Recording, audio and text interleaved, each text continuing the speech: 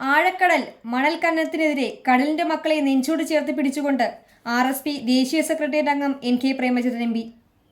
ഫെബ്രുവരി 26 തീയതി വിഴിഞ്ഞത്ത് നിന്ന് പ്രതിപക്ഷ നേതാവ് VD സതീശൻ ഉദ്ഘാടനം ചെയ്ത് 28/2/2025 തീയതി വർക്കല മൈതാനം പാർക്കിൽ എത്തിച്ചേർന്ന പ്രചരണ ജാഥ വർക്കല കഹാർ ex-MLA ഉദ്ഘാടനം ചെയ്തു.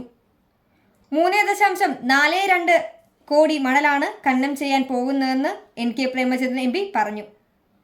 10 ലക്ഷത്തിലധികം പേരാണ് തീരദേശ മേഖല കൊണ്ട് ജീവിക്കുന്നതെന്ന് NK പ്രേമചന്ദ്രൻ MP പറഞ്ഞു. RSP സംസ്ഥാന കമ്മിറ്റി അംഗം അഡ്വക്കേറ്റ് കൃഷ്ണകുമാർ അധ്യക്ഷത വഹിച്ചു. ജാഥ കമ്മിറ്റി അംഗങ്ങളായ സിസിലി, അനിൽ, ജസ്റ്റിൻ ജോൺ, കുലത്തറ നൌഷാദ്, ജാഥ മാനേജർമാരായി KS അനിൽകുമാർ, വിഷ്ണു മോഹൻ എന്നിവരും RSP ജില്ലാ സെക്രട്ടറി ഇറവൂർ പ്രസന്നകുമാർ, പാർട്ടി സംസ്ഥാന കമ്മിറ്റി അംഗങ്ങൾ എന്നിവർ പങ്കെടുത്തു. RSP ജില്ലാ എക്സിക്യൂട്ടീവ് അംഗം ചെമ്മർതി ശശികുമാർ സ്വാഗതവും RSP വെസ്റ്റ് മണ്ഡലം സെക്രട്ടറി നജീം കൃതജ്ഞതയും പറഞ്ഞു. ക്യാപ്റ്റനായ NK പ്രേമേന്ദ്രന്റെ പ്രസംഗം കേൾക്കാൻ ഇവിടെ ഇരിക്കുകയാണ്. നമുക്കെല്ലാം അറിയുന്നത് പോലെ കടലിൽ മത്സ്യം മാത്രമല്ല,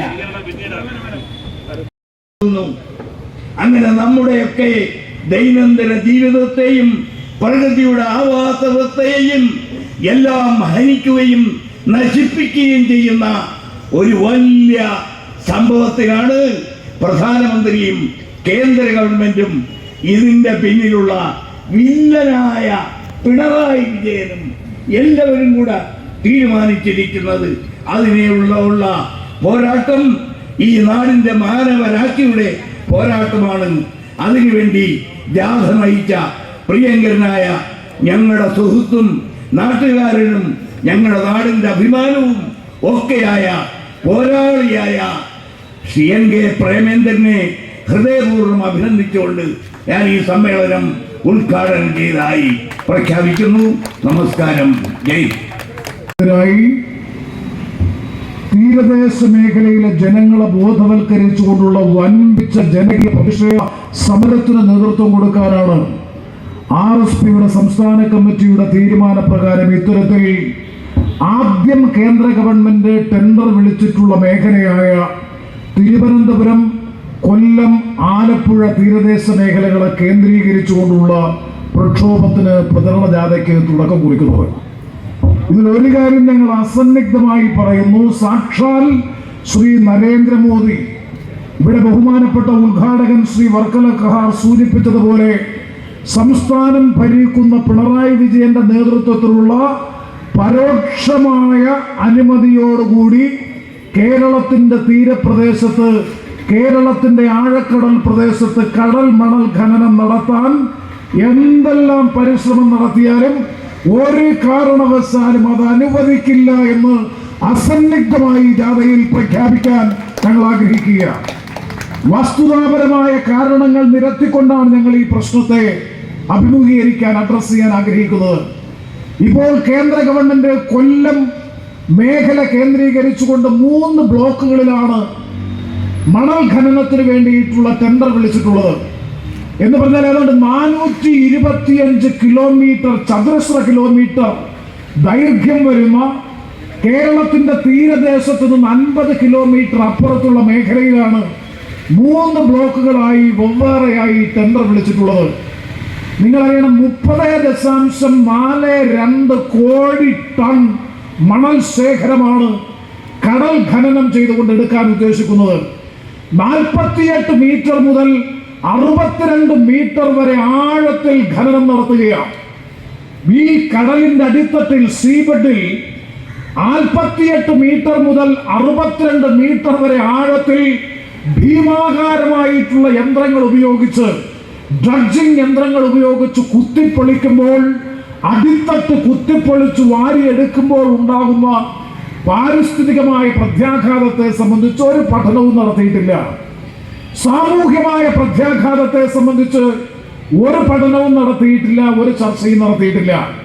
മാത്രവുമല്ല, അതുകൊണ്ട് മത്സ്യസമ്പത്തിന്റെ ആവാസ വ്യവസ്ഥയെ എങ്ങനെ പ്രതികൂലമായി ബാധിക്കുമെന്നതിനെ സംബന്ധിച്ച് ഒരു പഠനവുമില്ല, ഒരു ചർച്ചയുമില്ല.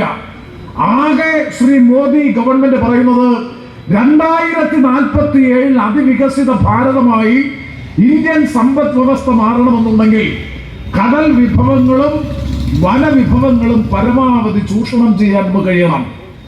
അങ്ങനെ രാജ്യത്തിന്റെ സമ്പദ് വ്യവസ്ഥ സാമ്പത്തിക വളർച്ച കൈവരിക്കുക എന്നുള്ളതാണ് BJP കേന്ദ്ര ഗവൺമെന്റ് മുന്നോട്ട് വെക്കുന്ന ന്യായം. അത് വരുമ്പോ കേരളത്തിന്റെ തീരദേശ മേഖലയിലെ ജനങ്ങൾ ഉണ്ടാകില്ല. ഇവിടെ പറഞ്ഞു 10 ലക്ഷം പേരാണ് കടലിനെ ആശ്രയിച്ച്, തീരദേശ മേഖലയെ ആശ്രയിച്ച് മത്സ്യബന്ധനവും വിപണനവും അതിന്റെ പ്രോസസ്സിംഗുമായി ബന്ധപ്പെട്ട് 10 ലക്ഷത്തിലധികം പേർ കേരളത്തിൽ അതിജീവനം നടത്തുന്നത് മത്സ്യമേഖലയെ ആശ്രയിച്ചിട്ടാണ്, തീരദേശ മേഖലയെ ആശ്രയിച്ചിട്ടാണ്. ആ തീരമേഖലയുടെ സ്ഥിതി എന്താകും? ഇപ്പോൾ തന്നെ കടലിൽ പോകുന്നവർക്കറിയാം, നിങ്ങൾക്കെല്ലാം അനുഭവമുള്ളതാണ്. ഇപ്പോൾ ഓഖി വന്നതിന് ശേഷം, 2004 സുനാമി വന്നതിന് ശേഷം ആഗോള താപനത്തിന്റെയും കാലാവസ്ഥാ വ്യതിയാനത്തിന്റെയും ഭാഗമായി കടലിൽ മത്സ്യസമ്പത്തിന് ശോഷണം സംഭവിച്ചുകൊണ്ടിരിക്കുന്നു. മത്സ്യസമ്പത്തിന്റെ ലഭ്യത കുറയുന്നു. ഈ സ്ഥിതിയിൽ പോയാൽ 2047 ഏറ്റവും പോഷകാഹാരമായി വിശേഷിപ്പിക്കപ്പെടുന്ന മത്സ്യസമ്പത്ത് നമ്മുടെ തീൻമേശയിൽ നിന്ന് അപ്രത്യക്ഷമാകുന്ന സ്ഥിതി വരും. കടൽ വിഭവങ്ങൾ, മത്സ്യവിഭവങ്ങൾ അന്യം വന്നുകൊണ്ടിരിക്കുന്ന ഒരു കാലഘട്ടത്തിലാണ് 48 മീറ്റർ മുതൽ 62 മീറ്റർ വരെ ആഴത്തിൽ ഭീമാകാരമായിട്ടുള്ള യന്ത്രങ്ങൾ ഉപയോഗിച്ചുകൊണ്ട് മണൽ ഖനനം ചെയ്യാൻ വേണ്ടി തീരുമാനിച്ചിട്ടുള്ളത്. നാം മനസ്സിലാക്കേണ്ടത്, അങ്ങനെ ഖനനം ചെയ്തെടുക്കുമ്പോൾ കേവലം മണൽ മാത്രമല്ല, മണലിനോടൊപ്പം ചെളിയും എക്കലും ഉൾപ്പെടെയുള്ള മറ്റു പല സമുദ്രത്തിന്റെ ആവാസ വ്യവസ്ഥയെ നിലനിർത്തുന്ന മറ്റു പല ധാതു ലവണങ്ങളും അടിത്തട്ടിൽ നിന്ന് കുത്തനെ കോരിയെടുത്തു കഴിഞ്ഞാൽ സുനാമിയല്ല, വലിയ തോതിലുള്ള പാരിസ്ഥിതികമായ പ്രത്യാഘാതങ്ങൾ ഉണ്ടാകും. ഇവിടെ ഉദ്ഘാടന പ്രസംഗത്തിൽ ഇന്തോനേഷ്യയെ സംബന്ധിച്ച് പരാമർശിച്ചു. നിങ്ങൾക്ക് ഓർമ്മയുണ്ടാകും, ഏറ്റവും കൂടുതൽ സുനാമി ദുരന്തമുണ്ടായ ലോകരാജ്യം ഇന്തോനേഷ്യ. അവിടെയാണ് ആദ്യമായി കടൽ മണൽ ഖനനം പരീക്ഷിച്ചതും നടപ്പാക്കിയതും അവിടെയാണ്. പല സ്ഥലത്തും ആരംഭിച്ച രാജ്യങ്ങളൊക്കെ തന്നെ ഇപ്പോൾ പിൻവാങ്ങുന്നു. കാരണം കടലിന്റെ ആവാസ വ്യവസ്ഥ മാറുന്നു, അടിത്തട്ട് മാറുന്നു. മത്സ്യങ്ങൾ എന്ന് പറയുന്ന മൈക്രോ ഓർഗാനിസംസ് എന്ന് വിശേഷിപ്പിക്കാൻ കഴിയുന്ന മത്സ്യ പ്രജനനത്തിന് ആവശ്യമായിട്ടുള്ള ജൈവ വസ്തുക്കളുടെ അമൂല്യമായിട്ടുള്ള ശേഖരം തകർന്നാൽ മത്സ്യത്തിന് അവയുടെ ജീവൻ നിലനിർത്താൻ കഴിയില്ല. അത്രയും പ്രതികൂലമായിട്ടുള്ള ഒരു സാഹചര്യത്തെ സംബന്ധിച്ച് ഒരു പഠനം നടത്താതെ, അതിൻ്റെ ഒരു സാമൂഹ്യ ആഘാത പഠനം നടത്താതെ ഈ തീരദേശ മേഖലയിലെ പാവപ്പെട്ട മത്സ്യത്തൊഴിലാളികൾ, അവർക്കൊന്നും അറിയാതെ മത്സ്യബന്ധനത്തെ ആശ്രയിച്ച് ജീവിക്കുന്ന ആ പാവപ്പെട്ട ജനങ്ങളുടെ ജീവിതത്തെ. സ്ട്രേറ്റ് ഫോർവേഡിന് വേണ്ടി വർക്കലയിൽ നിന്നും ഈ വാർത്ത തയ്യാറാക്കി അവതരിപ്പിക്കുന്നത് നീമയസ് കുമാർ.